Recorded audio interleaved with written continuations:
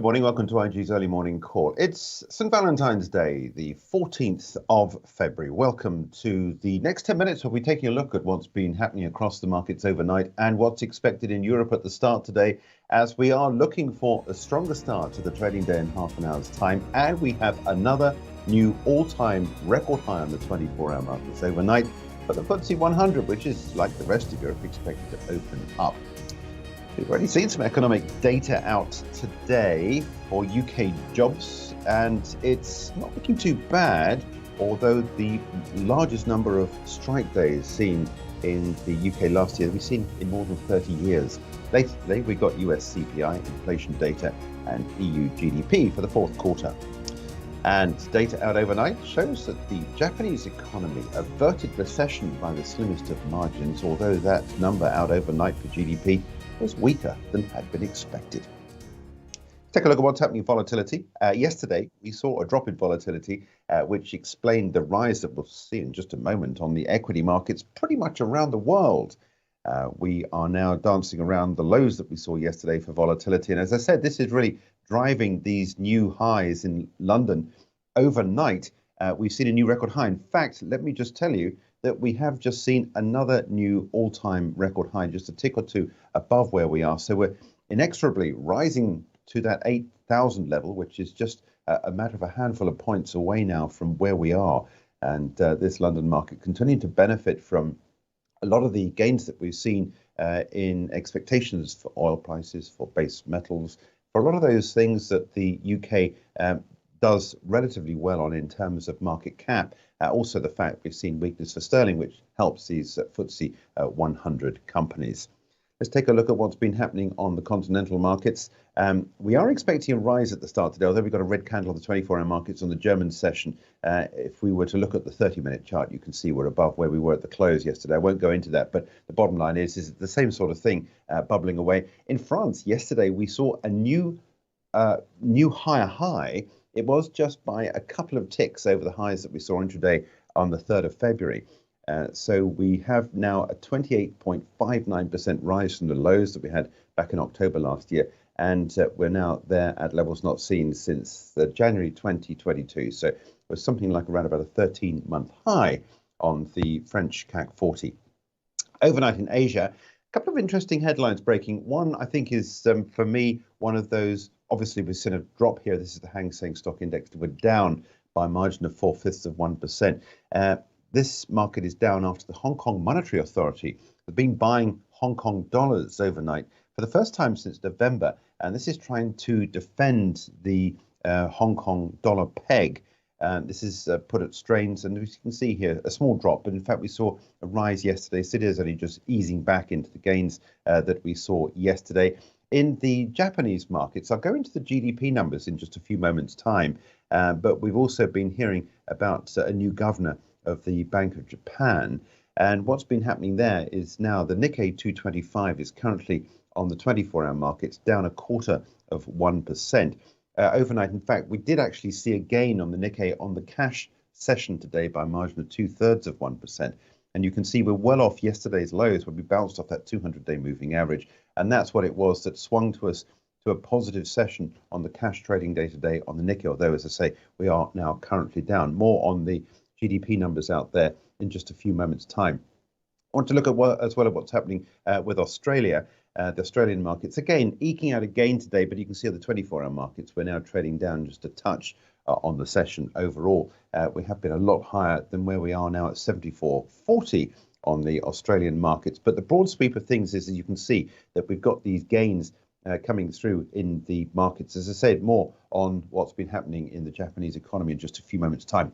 Very strong day yesterday, late in the session for the Dow, for the S&P, and for the NASDAQ. We'll take a look at those other two indices in just a moment. But at 34,213, money is going into the Dow at the moment on the 24-hour markets as we await the CPI data out later on today. This is, for me, one of the key data points to watch out for. Yesterday, we had this monitoring this rising line of support, and we bounced off that spectacularly yesterday. In fact, last 2 days, we've used that as support back into last week, yesterday, and today you can see we're building on that with a green candle. So money going into these US markets ahead of the CPI data. This is the tech-heavy NASDAQ. Yesterday at one point disappearing below this line of support, which I've drawn on here, but it's the highs we had back on the 13th of December. And again, their intraday high on the 27th of January at 12,258. 12,507 is where we are, building nicely on yesterday's gains. And in fact, no sellers in the market at the moment at that limit as to where we are on the NASDAQ. So I think at the moment, at least, things looking pretty good for the start of the session later on today.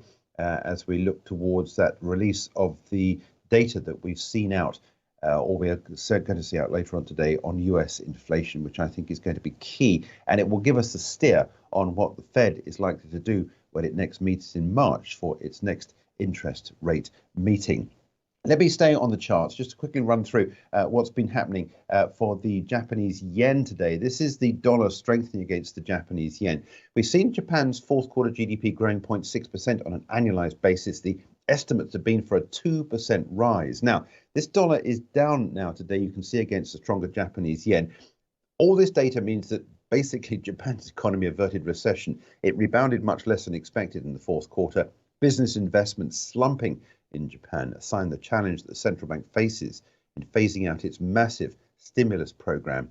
This week, data highlighting the delicate task now for the new governor, or the government's nominee to become the next Bank of Japan governor, Kazuo Ueda, as he tries to find a way to normalizing the bank's ultra easy policy without derailing a fragile economic recovery. So you can see at the moment, dollar down against the Japanese yen, currently trading 131.89. Let's stay on the charts and move on to what's been happening here in the UK, because I want to show you what's going on with sterling. Sterling rising, and it has had a pretty good week actually since last Tuesday. It bounced off this 200-day moving average. We're currently trading at 121.57. The unemployment rate remaining at 3.7%. The claimant count down 12,900. Forecasts have been for that to rise 25,000. So that's good numbers in terms of the overall employment. It means that employers are taking on more staff. Average earnings excluding bonuses, though, 6.7%, up from 6.5% year on year.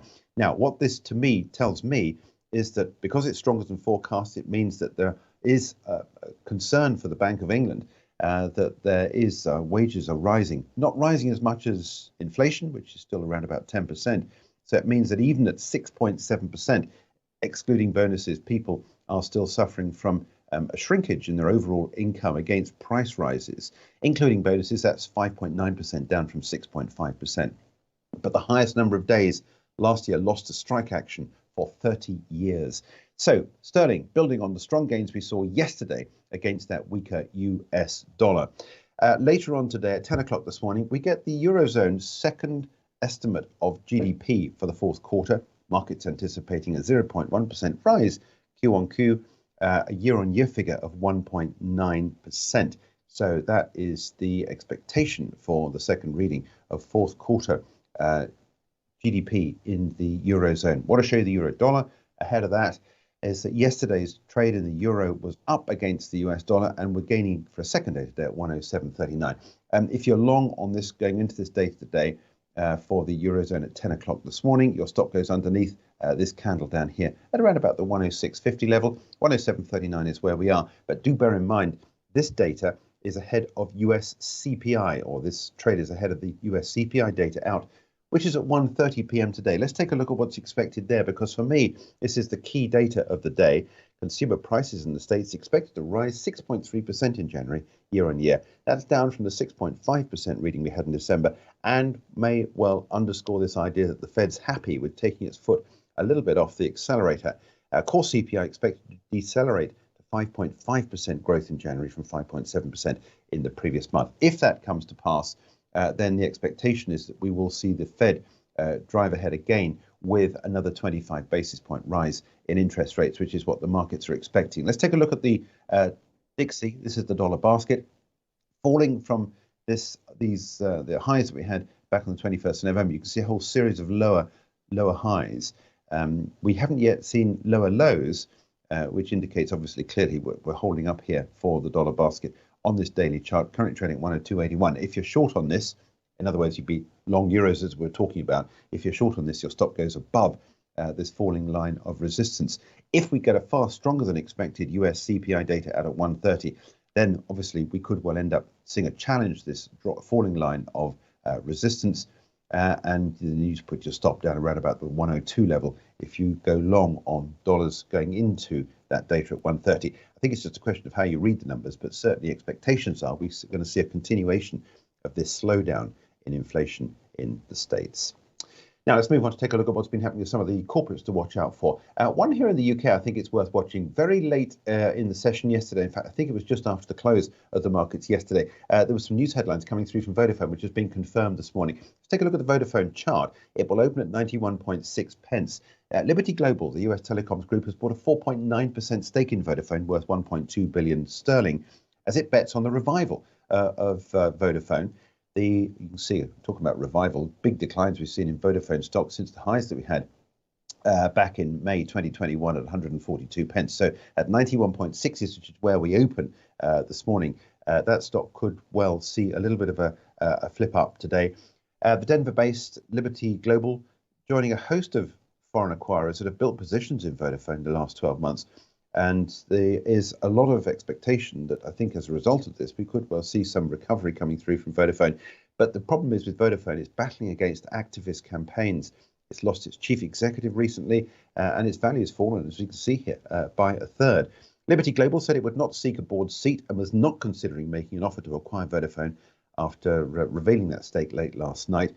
The company says the stock's cheap. It's an opportunistic and financial investment. That's Mike Fries. He told the Financial Times yesterday, adding that his company had $3.5 billion in cash to put to work in the market, and 1.2 billion sterling of that has gone into Vodafone. Staying on the charts, just to keep on with some of the companies worth watching, I want to bring up this stock here. This is ThyssenKrupp. Again, a stock like a lot of others has come off the highs we've seen in the last couple of years or so. This is a German industrial giant. It makes a wide range of goods from warships to car parts. It reported this morning operating profit down by a third in the first quarter. It said its customers placing fewer orders while its wholesale business was hit by falling costs of metals. This looks to me like a negative report. We saw a little bit of an uplift yesterday at 702.2, but concerns about this impending recession in the States coupled with the war in Ukraine causing prices for steel to fall and customers to run down their inventories. And ThyssenKrupp has been suffering as a result of this. That being said, you can see here we're up from the lows that we had, where was that, back in September last year. So there has been an 82% rise in ThyssenKrupp stock, but recently, obviously, many had thought perhaps maybe that's been a little bit overdone. And I think this report out this morning sort of underscores that. Concerns are about the fact that the company is very vulnerable to a slowdown in the global economy, which is exactly what we're expecting in 2023. Again, staying on the charts, just wanted to update you on what's been happening as well for TUI. Let's change ThyssenKrupp into TUI and just dial in what's going on there with that stock. This is the German listed stock of TUI from the highs that we had back on the 18th of January from 221. It will open at 193.3. The company's come through with a first quarter underlying EBIT loss of 153 million. Now, that's up from a loss of 273 million this time last year. The company says an encouraging booking momentum across both winter and summer seasons. Interestingly, and I think this is a real positive, the first quarter load factor has risen on its planes and its holidays up by from 79% to 85%, indicating the fact that it is taking more people for every one of its overall moves that we've seen. A lot more people for every single air flight that it makes. Group revenue, 3.8 billion euros. That was up 1.4 billion euros on the prior quarter last year. So I think overall, ThyssenKrupp looking good at the start of the session today. Later on, before the market opens this morning in the States, we get numbers out from Coca-Cola, which said late last night it was ditching its Lilt brand. It would be rebranded in the future. But that was one of the headlines we were witnessing last night. I'll show you the share price chart in just a minute. But Coca-Cola, on its fourth quarter before the bell today, we're looking there for an earnings per share of 45 cents on revenues of 9.98 billion. Looking at the stock last night, big move up. This is pretty much a Marubozu candle. Marubozu is when you go up, meaning that you saw the first trade at the bottom, last trade at the very top. Not quite at the very top. It closed at 60.96. 60.98 was the high point. So There were some sellers on this stock at the top, but to be honest with you, not very many. And when you get a candle like this, it drives momentum, and you can see momentum has changed direction overall from the red histograms down here. The flip over of the blue over the red dotted line means you get this little green box there, which means that people are looking for good reasons to buy this. And if you get a positive number out for Coca-Cola before the opening bell, we could well see it building on this. That, I have to say, late last night came through on this stock. I want to show you the hour-by-hour chart and show you where the markets closed out last night at 9 p.m. UK time. That's where we closed out. So you can see it went on to get further gains after the close last night. So we're already building in a positive start, potentially, to the stock at the beginning of today's trade. If we get a beat on these numbers and a good positive outlook for Coca-Cola, I think then this could well see further gains at the start of the session today. And if you're long on this, again, stop goes below recent price action, probably below the 200 period moving average. Let's go back to the daily chart to get a better idea as to where we are. We currently trade under the 200 on the daily chart. So your stop would go underneath this area down here to around about the 59, 58, 80 level or so. And you take this stock up if it produces better than expected numbers. If there's a problem, we could well get a reversal of what we saw late last night, and we could well end up then getting that stock opening lower on down. ABNB after the close of trade tonight. Fourth quarter expectations are down 25 cents on revenues of 1.86 billion.